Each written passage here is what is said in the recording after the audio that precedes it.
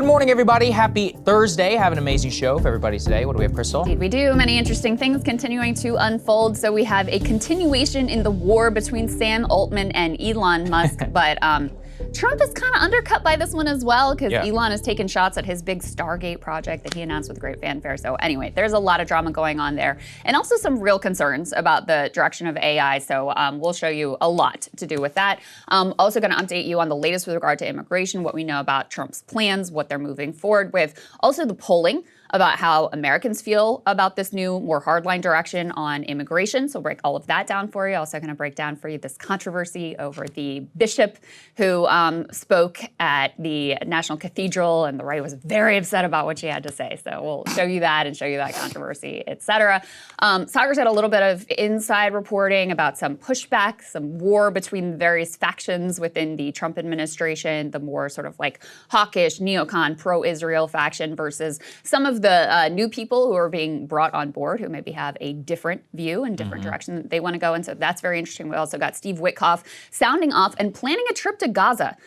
So we'll see what comes of that and where that's all going. You know, there's some troubling indications, but there's also, you know, that's one at least positive indication. So break all of that down for you. We've also got Trump weighing in on his approach to the Russia-Ukraine war. We're trying to read the tea leaves there as best we can. And we're going to investigate whether there is some social media new censorship going on in the new Trump era, and also a weather person, I guess. Sure, whatever. Anyway, a woman, local news station, weathercaster, we'll go with that, who was fired because she criticized Elon Musk's salute. We'll leave it at that to avoid Saagar and I having to. Don't drag me back. Don't drag me back. Before we get into any of that, though, thank you guys so much for your support of the show. We're really excited about what we have to bring for you this year. Obviously, there are going to be a million things for us to cover, so it is going to be eventful, if nothing else. Yeah, look, and there's a lot that's in play. You know, I'm going to be talking a lot about that today. It's really interesting, getting some of the inside knowledge and all of that. And I really want to try and share it with some of you. And thank you to everybody who's supporting the show and others. Our ability to be completely independent and also have a little bit of a line, not claiming to have a total line or whatever, on what's going on the inside, I think is kind of unique. And so that's one of the things that you can help us do here, breakingpoints.com. We continue to build that out as the Trump administration really comes, really starts to take shape, and also with the Democratic response and the podcast election and all that. So the narrative's really on our side if we want to do something interesting over here. So breakingpoints.com, and you can go ahead and support us. But let's get to Stargate, because this is AI. One of the stories, Krystal, that we've been wanting to focus on now for quite some time. Fundamentally, probably the thing that will be, when the historian looks back at this time period, a lot of the crap that we talk about here, day-to-day, whatever, controversy, none of that's even going to be a footnote. It will be about the big macroeconomic trends and artificial intelligence and the eventual, how it comes to be shaped, the corporate influence and all of that, as we see here with the development of Stargate, could be a big jump off in that period. Incredibly consequential. And so Trump made this big announcement, Counterpoints cover, I'm sure you guys saw this too, that these private companies and investment funds were going to put $500 billion into building out AI-focused data centers in the US. One of the companies that was involved in that is OpenAI, headed by Sam Altman, who was formerly, up until like 5 minutes ago, major Democratic donor. Actually, full disclosure, he had previously contributed to a project that I ran to try to recruit working class candidates to run in Democratic primaries. So he was, buddies with Reid Hoffman, all in on the Democratic side. Once Trump won, suddenly, let me give you $1 million to the inauguration fund. Here I am at the inauguration, singing a very different tune, et cetera. The other piece of the backstory you need to know is that he and Elon are at war. Elon has sued him. They founded OpenAI originally together. They had a falling out. They both have different versions of what that falling out was over, but in any case, they're at war with one another. So let me show you a little bit of Sam Altman at this announcement, really buttering up Trump and doing the whole dance as part of this Stargate reveal. Let's take a listen. To create hundreds of thousands of jobs, to create a new industry centered here. We wouldn't be able to do this without you, Mr. President, and I'm thrilled that we get to. I think it'll be an exciting project. I think we'll be able to do all of the wonderful things that these guys talked about. But the fact that we get to do this in the United States is I think, wonderful. So thank you very much. First, let me talk to you, Sam, about what this means for AI and the future for the U.S. investment here. This means we can create AI and AGI in the United States of America. Wouldn't have been obvious that this was possible, but I think a different president might not have been possible, but we are thrilled to get to do this, and I think it'll be great for Americans, great for the whole world. And yeah, it's great for the whole world. I'm sure. I'm sure it's great for the world. Great for you, for sure. Yeah. And the tech oligarchs who are, at the forefront of this. But, I don't know if you watched the whole press conference. I did watch the whole press conference. Everybody was saying, "Oh my God, President Trump, this is so amazing. Like, this never would have happened without you." Blah blah blah. And it is a little odd because there's no indication, at least, that public money is going into this. This is just like businesses who were doing a thing. Trump gets to take credit for and look like he's making this, giant investment, et cetera, et cetera. Also an opportunity for them to like kiss the ring and bend the knee and tell him how wonderful and great and brilliant he is, et cetera, et cetera. OpenAI put out an announcement on Twitter. Let's put this up on the screen. I'll read a little bit of the way that they framed this. They said the Stargate project's a new company intends to invest $500 billion over the next 4 years. Building new AI infrastructure for OpenAI in the U.S. will begin deploying $100 billion immediately. This infrastructure will secure American leadership in AI, create hundreds of thousands of American jobs, I'll believe that when I see it, and generate massive economic benefit for the entire world. This project will not only support the reindustrialization of the United States, quite the opposite actually, but also provide a strategic capability to protect the national security of America and its allies. We don't have this part up here, but they go on to name all the partners: SoftBank, OpenAI, Oracle, and MGX. By the way, MGX is a UAE-based investment fund with huge investments from the Abu Dhabi Sovereign Wealth Fund. Strange group of bedfellows. Anyway, the whole thing is a little bit odd. But the key part of this is underneath this big announcement, it's a big Trump initiative, something he's taking credit for. Elon Musk, Trump's first buddy, says they don't actually have the money. So Elon coming in hot, taking a shot obviously at Sam. Yes. But also inadvertently perhaps taking a shot at Trump and this, big glossy announcement that he made there. Well, yeah, I mean, there's several dimensions to it, obviously, where you have basically Elon is now a White House official, so can we say that? A senior White House official is pouring cold water on Stargate. But Stargate itself is really worth looking at and saying, what the hell is going on here? Because effectively, the way I've come to understand it is that this is supposed to be a Manhattan Project for AI to compete with China. There's only a big difference here, which is it's not being run by the United States government or to the public interest or with a coherent goal involved, and instead is basically being outsourced to the private sector. Now, the real reason why everyone should pay attention is first, let's just look at the colossal amount of money that we're talking about here. $500 billion. Look, I understand here that we can talk every once in a while like $100 billion, $200 billion. $500 billion is $500 billion. For a private corporation, or even corporations to be able to come up with that sum is extraordinary. I mean, just think about that in terms of actual cash and dollars, even over a 10-year period. We've very rarely seen ever such private investments.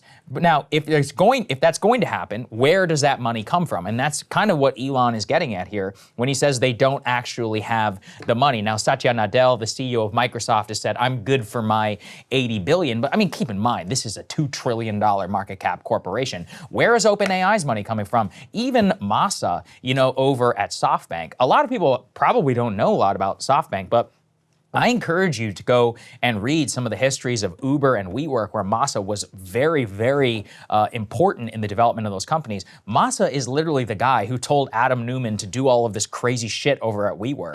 And he was like, the only thing I don't like about you, Adam, this is a direct quote. He said, the only thing I don't like about you, Adam, is that you're not crazy enough. And he's the one who encouraged him to go from an office space company to we live and we care and, drive a $40 billion company into the ground that eventually gets sold for scraps over to like a private equity giant or something. And we'll be taught for years as a corporate cautionary tale. That's who we're talking about here. I guess because I read the news, I'm aware of who these people are. It's really important to first think about where this money is coming from. As you said, the UAE, Masa in the past has taken tons of money from the Saudi Sovereign Wealth Fund. Do we really want all of this money to be involved in our Manhattan Project? But secondary to that, and part of the reason why I'm really concerned about the lack of oversight, and where at least, look, and somehow in this war, I'm like on Elon's side, where I'm like, yeah, I'm not so sure about all of this, is this is a corporate conglomerate, which is basically coming together as a cartel with all of these big tech companies who are now getting to decide our our future, of our economy, That's right. our medicine, as we're about to show you, which they're openly bragging, which will replace humanity, which will develop mRNA vaccines in 48 hours. How amazing. I'm sure they'll work, and all of that. If we put this stuff together, you're looking at it literally like an Elysium-led society. And they're not even shy about saying it all out loud. That's the crazy part. That's all so well said. And that's not to say that there aren't potential benefits to society from AI. Right. But as we'll get to in a minute, you also should look, like, this technology already exists. So we should also look at the way it's already being deployed.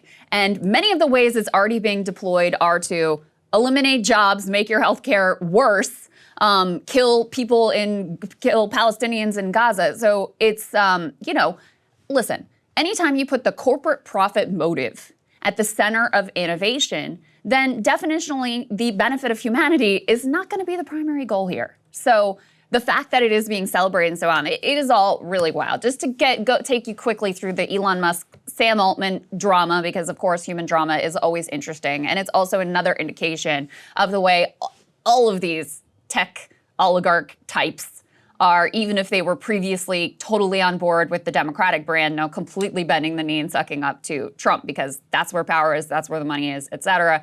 Let's put this up on the screen, a little bit of this back and forth. So Elon says, hey, they don't actually have the money. By the way, Elon also self-interested here, has his own AI developments, et cetera.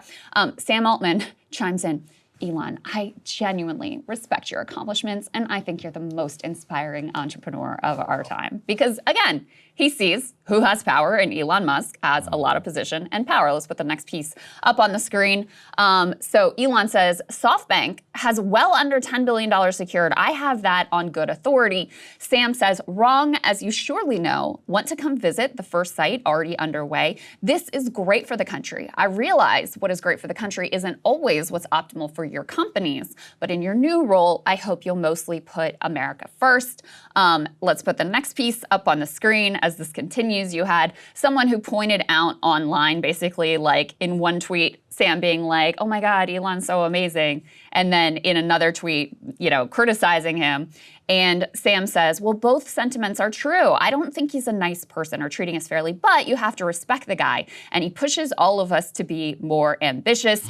Elon again chimes in, so the next one up on the screen, pointing out, as I recently did, that Sam was, until 5 seconds ago, totally tied in with the Democratic, like what? With the Democratic machine. Yeah. I mean, I'm sorry, he put significant financial resources into the Democratic Party and various Democratic Party projects. Right. So you got Cernovich here pointing out that Sam was involved with Reid Hoffman, who was involved with what he describes as lawfare against Trump. Sam said, very few people, this was back 2021, very few people realized just how much Reid Hoffman did and spent to stop Trump from getting reelected. It seems reasonably likely to me that Trump would still be in office without its efforts. Thank you, Reid. And Elon quote tweets all of that and says, true.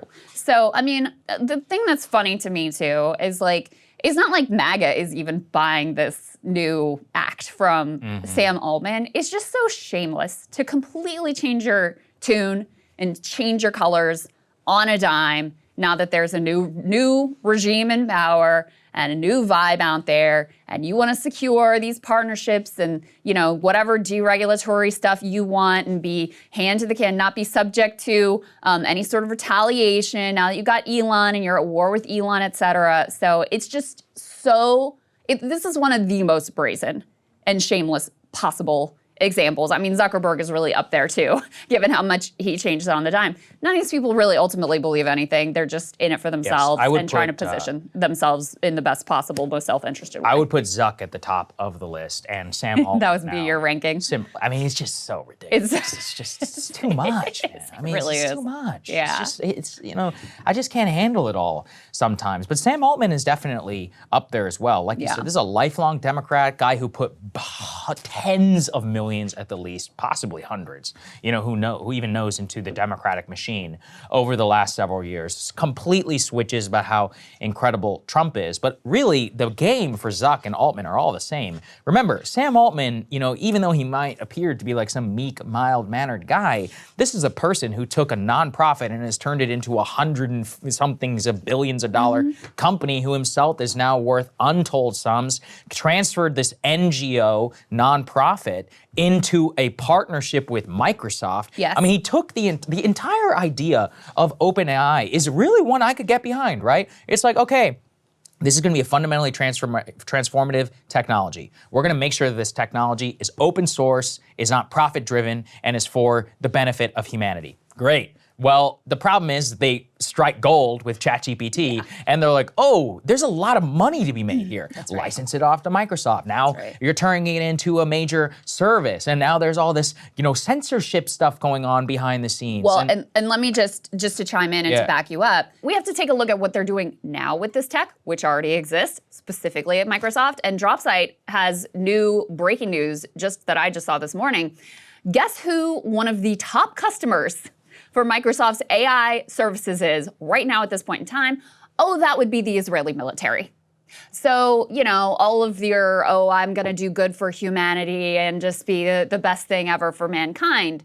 What they're actually using the tech for right now is to kill Palestinian civilians en masse. And we, of course, talked here about the 972 magazine reporting about the way that AI program was used to have algorithmically generate this mass number of targets, many of them including civilian infrastructure, et cetera. So those are the sorts of things AI is being deployed for right now today. Yeah, and don't forget this, is that we mentioned a couple of days ago, but on January 18th, members of OpenAI apparently had some closed-door briefings with U.S. officials. Let's put this up there on the screen from Axios, which alludes to some of it. They say OpenAI product chief says that the world is on the verge of AI agents. Now, according to Axios, members of OpenAI and others are poised to announce a next-level breakthrough that will unleash PhD-level super agents to do complex human tasks. Such a breakthrough would push generative AI from a fun, cool, aspirational tool to a true replacement for human workers. This is apparently something that has already been developed inside the company and that was briefed to senior members of the Trump administration in terms of a warning about what is coming. Now, when we pair that with now the illusions of all of these people, Larry Ellison for replacement, for him again saying we're going to have mRNA vaccines, like basically talking in a full scope of replacement of technology with any human check. And also, more importantly for Stargate here, is no government or policy check. That's going to be the most important. And honestly, there's some huge battle lines here to be drawn, because part of the thing that Stargate reveals to all of us is the scale and the cost of compute with OpenAI, or with AI in general. Yeah. So we could say it's nice. It's like, oh yeah, we want OpenAI's theory and or open source. But the truth is that the development of these models cost, tens of billions, hundreds of billions of dollars to build these data centers, NVIDIA, the amount of power that they consume. I could go on forever. So the scale of the cost means that it naturally lends itself to existing technological monopolies, people like Facebook, Google, Amazon, and others, who have hundreds of billions of dollars in profits that they can burn just to develop the new future technology. So they're the ones who are getting to decide all of our future. And as we all saw, like with Google Gemini, with the crazy censorship going on, as we see also, if you have political questions to ask to ChatGPT, this has real scale implications for if you're going to replace humans. Humans are complex systems, complex theories in terms of our ability to intuit what is maybe good and bad, and to debate democratically about whether this is something that we all even want. And they're the ones who very openly are pursuing like transhumanism and complete replacement of the human being in the U.S. economy. Like openly. Yeah. Like they openly we're about to show it to you. Talk about that being their goal. And I think that is the most important point, is I really want, it sounds insane, but I really want people to reckon with the fact that a really quite small number of people, a handful of mostly billionaires, self-interested billionaires, are deciding things that will be just immeasurably consequential to the future of humanity, and especially for workers. Like, that is a really important piece right now. They talk openly about wanting to replace all of the human labor force. And this is happening behind closed doors, zero democratic input. I mean, at this point, I'm not particularly hopeful that there's even a chance to turn it back, because a lot of the direction has kind of already been set, that this is all happening with a handful of elites with no democratic input whatsoever. And it is deeply, deeply troubling. So here is the Anthropic CEO talking about how the thing he's happy about with AI is that it will render all humans useless, ultimately, if he accomplishes his goal. Let's take a listen to that. I don't know exactly when it'll come. I don't know if it'll be 2027. I think it's plausible it could be longer than that. I don't think it will be a whole bunch longer than that, when AI systems are better than humans at almost everything, better than almost all humans at almost everything, and then eventually better at all humans than everything. Even robotics, we make good enough AI systems, they'll enable us to make better robots. And so when that happens, we will need to have a conversation at places like this, right? At places like this event about, how do we organize our economy, right? How do humans find meaning, right? There are a lot of assumptions we've made when humans were the most intelligent species on the planet, that are going to be invalidated by what's happening with AI. And I think the only good thing about it is that we'll all be in the same boat.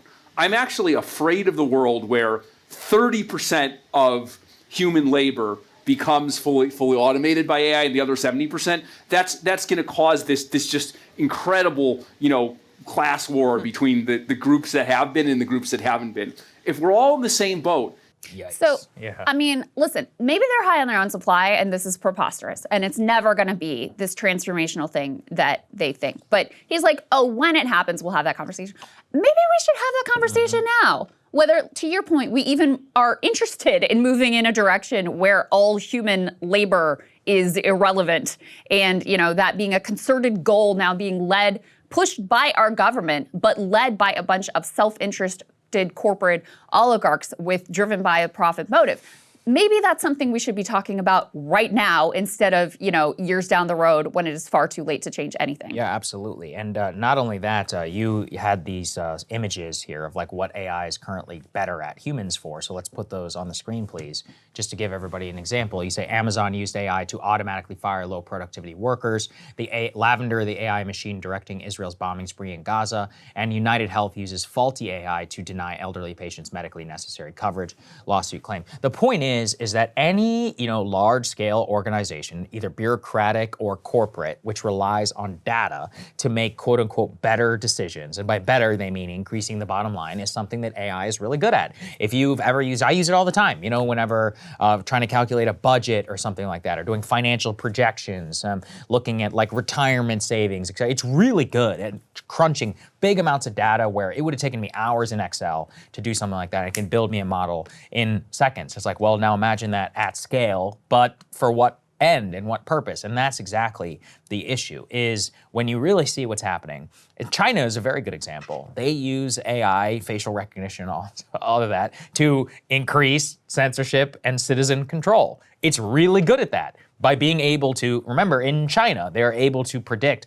almost with 99% accuracy based off of their cameras to surveil the entire population and keep people on their best behavior. You can actually watch videos online of people crossing the crosswalks, and they're being identified with their name and their social credit score and all of that pops up. It's out there. It's open. We saw a lot of that during COVID. That is the dream of the security state and of the corporate, the big corporations, because it's very good at increasing profit. The question is about what about all of us? And it's our country. We should be able to get to decide. That's exactly right. Yeah. And that technology is also deployed in the US. And not just at airports, but there was an example, I think we talked about on the show, of someone who was wrongfully arrested, accused of, I think, stealing like a purse or something like that, based on this facial recognition technology. No other evidence than that. It wasn't, they got the wrong guy. It wasn't the right person. He hadn't even been in the state. And they arrested him, and he was held for quite a while under, false, under just something that was totally wrong and false. simply because this police department was using some of this facial recognition technology. Well, whatever it's been dabbled in thus far, they want to take nationwide, global, et cetera. Here is Oracle's Larry Ellison talking about how AI will make sure that, quote, citizens will be on their best behavior. Let's take a listen. The police will be on their best behavior because we're constantly recording, watching and recording everything that's going on. Citizens will be on their best behavior because we're constantly recording and reporting everything that's going on. And it's unimpeachable. The cars have cameras on them. I think we have a squad car here someplace. But those kind of applications using AI, if we can use AI, and we're using AI to monitor the video. So if that altercation that occurred in Memphis, the chief of police would be immediately notified. You guys want that? Do you want it? You want to at least be able to have some input into whether or not that's the direction you want the society to go in. And so, what I really want people to understand is that a lot of the actions and the posturing that you see from these tech barons, what it really is about is AI development. The amount of money that's at stake, the amount of prestige that is at stake. And some of these people, it truly is like a religion. I mean, I'm not even kidding when I say many of these people think that they will be immortal because they'll be able to use AGI to upload their consciousness to the cloud and live forever. I mean, it really has this like cult-like religious dimension, not to mention massive billions, trillions of dollars at stake. And so to bring it back to the beginning here, when you see Sam Altman do a political 180 like that and give Trump $1 million at the inauguration, oh my God, Mr. Trump, thank you so much, you're so amazing, et cetera, et cetera, et cetera. That's what it is really all about. The H-1B fight too. Oh, huge. This is the real ball game here. So keep your eye on these developments because they could end up being truly the most consequential generational type developments that shape all of our future for better or for worse. I am also hoping that this is an area where Elon can be helpful and just be like, just so you know, Mr. President, Sam Altman is, look at his track record. Big Democrat, has gone from nonprofit and talking greatly about humanity to enriching himself and Microsoft and turning it into the greatest big data tool. How do you think Trump, though, likes him undercutting him on this and being like, they don't have the money? I don't know. Yeah, I'm actually curious to see that's, how that was is pretty all, bold. Oh, it's incredibly. And I mean, in some sense, it's nice because this is an OG Elon issue. And maybe we wouldn't be even able to talk about it or whatever if he wasn't be able to get behind it. This is, again, where some of the battle lines are not so clear. For example, like you have Andreessen and his people being much more in favor of, free and open, like open source AI, and Elon is kind of like that, even though he's got Grok going on. But Altman and Satya Nadella and all those, and Larry Ellison, et cetera, they don't care about, they don't want open source. They want all the money for themselves. They want the data. Obviously, NVIDIA and these other companies. I mean, we didn't have time to get into this, but there was this huge thing behind the scenes where the Biden administration in the very, very last days made it more difficult to export chips to China. And NVIDIA was openly campaigning against it because they care about money. Like, even though this is the company on our soil manufactured in Taiwan. All right, so they don't care about the geopolitics, and even though their stock is up by like 10,000% or whatever, they want even more. They need this. They need to keep this thing going, the money train. And so this is where the Democratic, input and all of that is really, really important. And I am curious to see how the White House is going to handle some of this, because already you see major MAGA skepticism, not just over Sam Altman, but that clip like of Larry Ellison talking about we're going to be able to have mRNA vaccine. It's like, yeah, good luck, telling people that. Or look, Trump was elected, with the most working class Republican coalition literally ever. Yeah. Do you think those guys in the Rio Grande Valley who are working, working class, or the guys in the Permian Basin who are sitting there like, like pumping oil, they really want to be replaced, by machine? Like, no, this is a very common concern. Anybody who doesn't have a college degree, which is 62% of the US population, is in danger. And actually the crazy thing about AI is it also means that people with college degrees Maybe, who are honestly, entry level even sooner probably than the blue collar workers. are also really vulnerable to all of this. So unless you're super rich, you should be afraid. And even if you are, they might be able to take that from you too. And again, maybe they are full of it and high on their own supply, and they will never achieve their dreams and goals and ambitions. It will never come to be what they think. But I want you to understand their goal is to replace you. That is what this money is about. That is the goal, as explicitly stated by them at times. That's what they're trying to do here, is to replace your labor and make you completely irrelevant. And this is all being decided by a few oligarchs behind closed doors with hundreds of billions of dollars to throw at it. So good luck, humanity. Yeah, I really do think this will be one of the central stories of the Trump administration. And it will, there's gonna be some big Democratic questions that actually have to happen here. And when the scale and the fights of this come, really, I think in a couple of years, this will really crescendo too. Just because that's when the alleged breakthroughs and all of that, we'll actually know a little bit whether they were bluffing or not. The geopolitics are gonna get real messy because it's January 23rd. Tariffs and all that can come as soon as February 1st and maybe all the way up until March, but all of that is going to have significant impact on this. And then bigger questions too about who's coming up with all this money. Is this Saudi money?